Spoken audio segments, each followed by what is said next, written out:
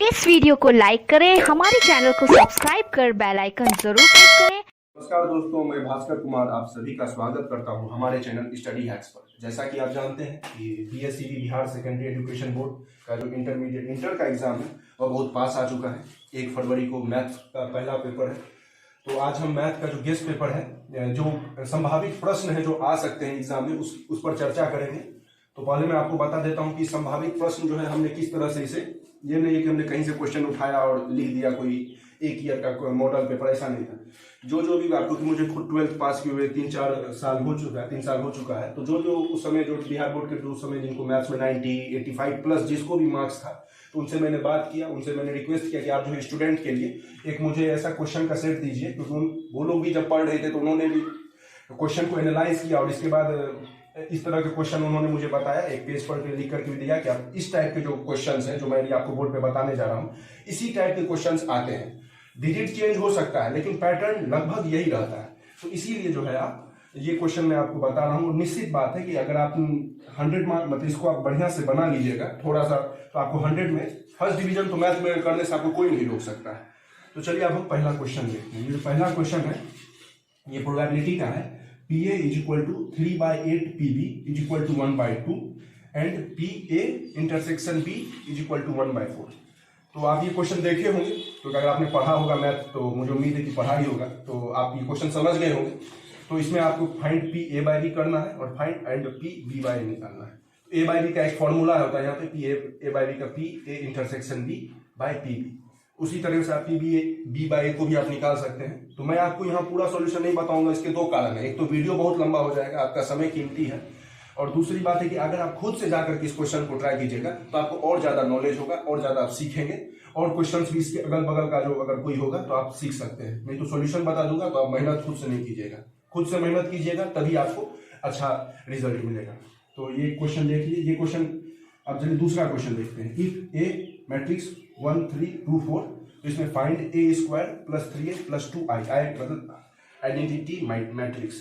तो इस टाइप के भी जो क्वेश्चन है, आप मैट्रिक्स के इस टाइप के क्वेश्चन पूछे जाते हैं, तो आप इसको जरूर प्रैक्टिस कर लीजिए।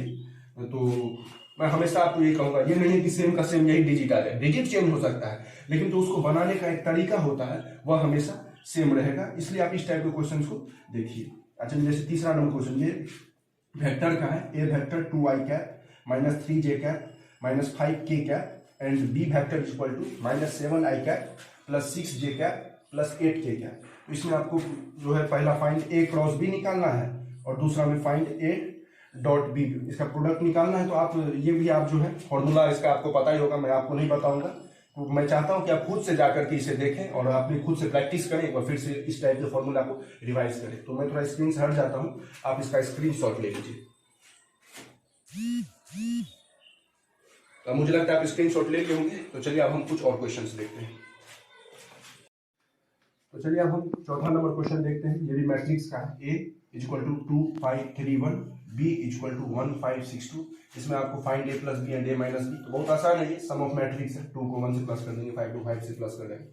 तो मैं बस आपको क्वेश्चन बताने जाता हूँ, आप जो है खुद से जाके इसे ट्राई कीजिएगा। ये जो 5वां नंबर क्वेश्चन है, ये फिर डिफरेंशिएशन का है। y equal to sine big bracket cos middle bracket 10 small bracket cot x, फिर ये क्लोज हुआ है dy/dx। इसको आप चेन रूल से जो है इसको आप सॉल्व कर सकते हैं। ये इंटीग्रेशन का क्वेश्चन है, integration e⁻x * cos x * dx। इस टाइप के इंटीग्रेशन के सवाल पूछे जाते हैं, तो आप जाके इसको एक बार जरूर ट्राई कीजिएगा इंटीग्रेशन में।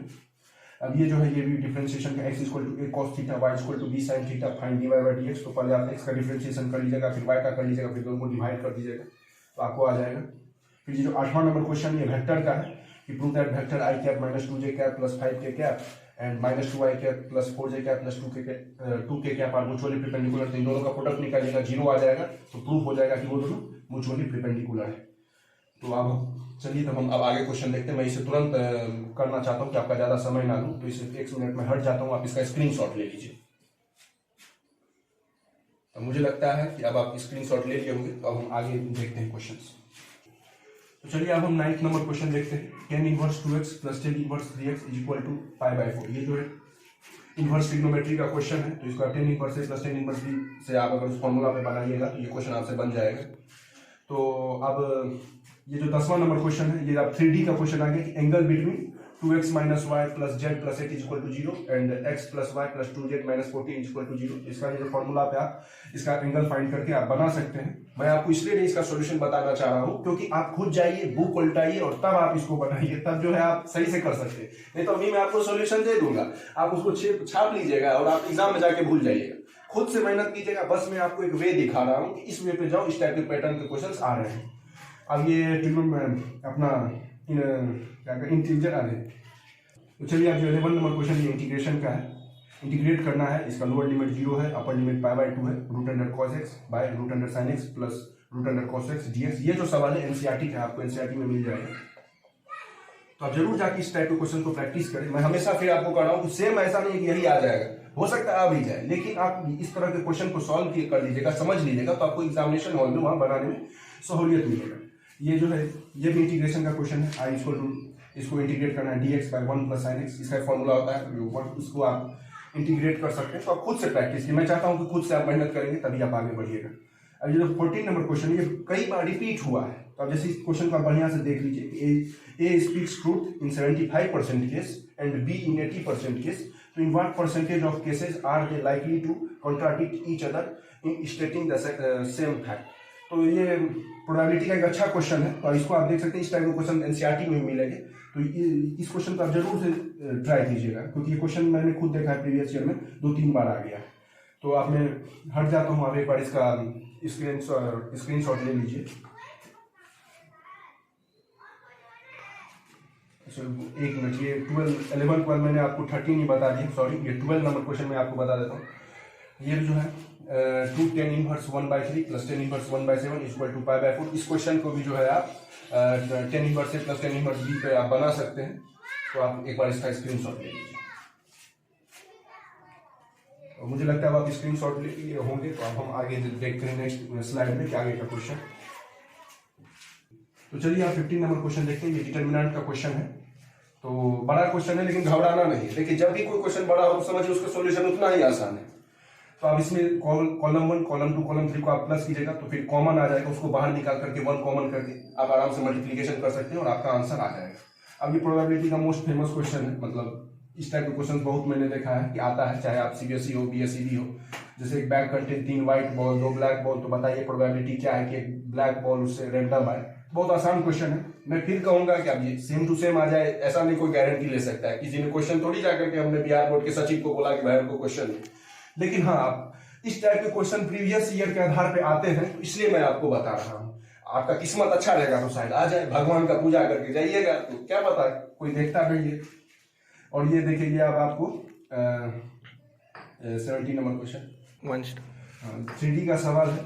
Find length of shortest distance between lines. तो आप इसका फॉर्मूला से आप इस क्वेश्चन को बना सकते हैं।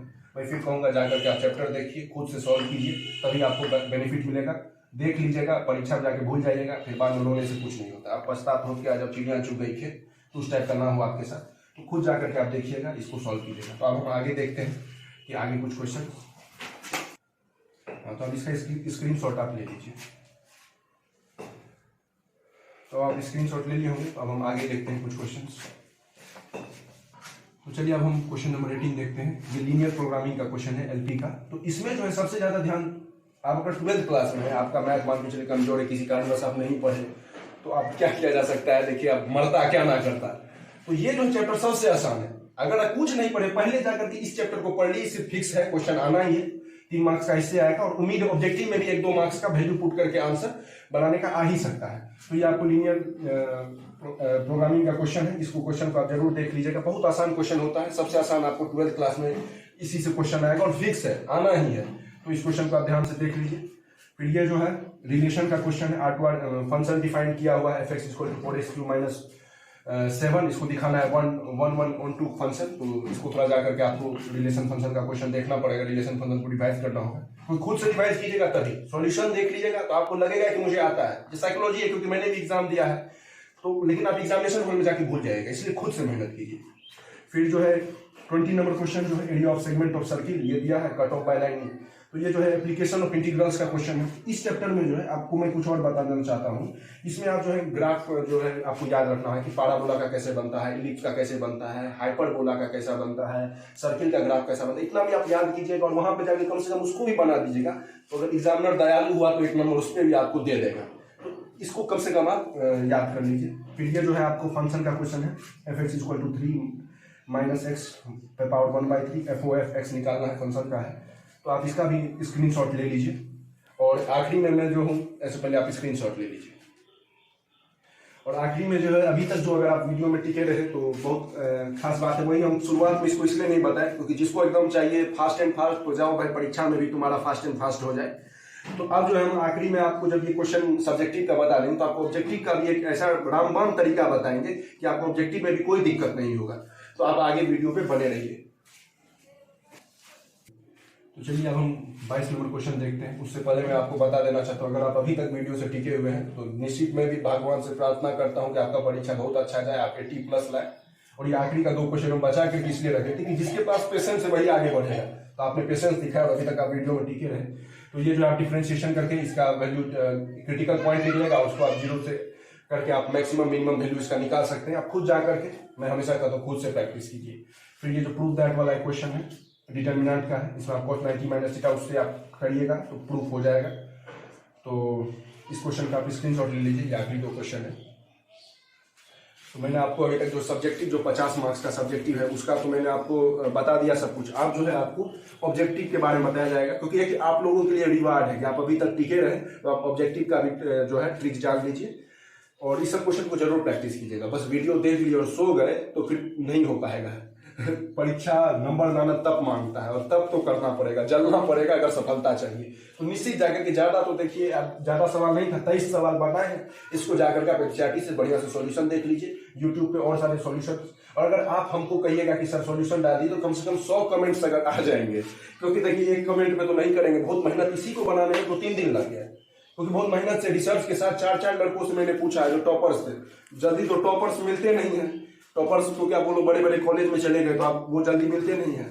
तो जैसे इसलिए मुझे उन लोगों से पहले मैंने पूछा, फिर उन्होंने मुझे बताया किस टाइप से मैंने तैयारी की थी, उनके स्ट्रेटजी ढूंढा उनका, फिर मैंने क्वेश्चन पेपर का व्यवस्था किया, तब जाकर के इतना हम ला पाए हैं। तो इसलिए आप जरूर इसको शेयर भी कीजिएगा अपने दोस्तों के साथ। ये नहीं कि ईर्ष्यालु भाव से कि खुद देख लिए और दोस्त को नहीं पता चल जाए वो भी मार्क्स आ जाएगा, तो ऐसा मत कीजिए। अगर ईर्ष्यालु रहिएगा तो भगवान फिर आपका परीक्षा में चौपट कर देगा।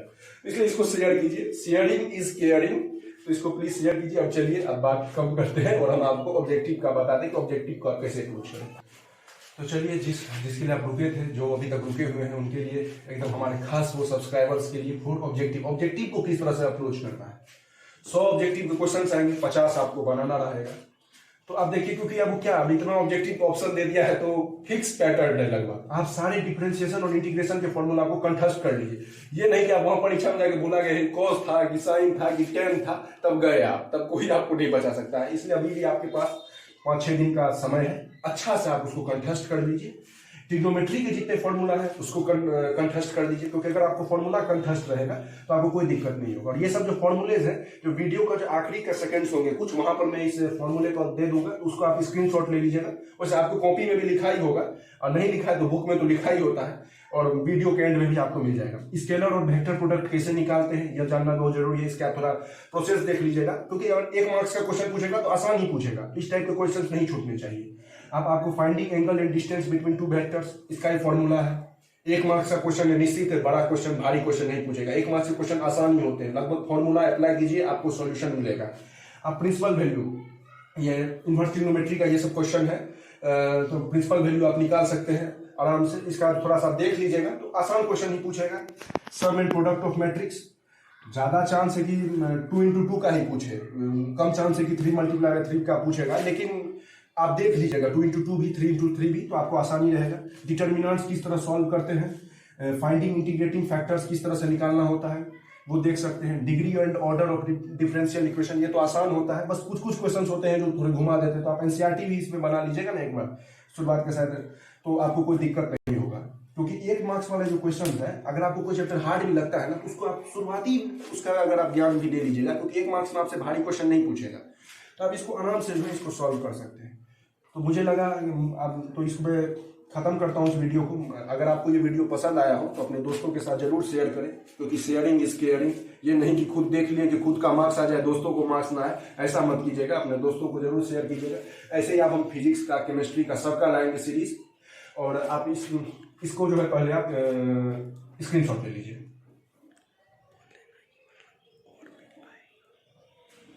तो अब आप इसका स्क्रीनशॉट ले लिए होंगे, फॉर्मूलाज आपको वीडियो के अब लास्ट में आ जाएंगे, इसलिए अब आप चिंता मत कीजिए। इसको बढ़िया से आप देख लीजिए। अभी मैंने आपको नहीं बताया था, आप जा करके एनसीईआरटी का बुक खोलिए, सारे क्वेश्चन देखिए। अब आपको R S Agarwal, R D Sharma, KC Sinha ये सब छोड़ने का समय नहीं है। किसी को पास होने से डर लग रहा है, तो अगर आप इतना कर लेते हैं तो फर्स्ट डिवीजन तो कोई नहीं रोक सकता है। बिहार बोर्ड के सच ही बैठ जाएगा तो नहीं रोक पाएंगे आपका फर्स्ट डिवीजन। अगर आप इतना को अगर कंठस्थ करके, ये नहीं रट लिए, थोड़ा समझने का कोशिश कीजिएगा। 21-22 क्वेश्चन उधर था और इधर कुछ टॉपिक है, कोई उतना भारी बात नहीं है। अपने ऊपर विश्वास रखिए और हाँ, प्रैक्टिस जरूर कर लीजिएगा, क्योंकि प्रैक्टिस नहीं करिएगा तो विराट कोहली फेल हो सकता है, तो आप किस खेत की मूली है। इसलिए प्रैक्टिस करिएगा, नर्वस नहीं होना है और भगवान पे भरोसा रखिए, सब अच्छा होगा। और आगे में हम लोग फिजिक्स और केमिस्ट्री का भी लाएंगे।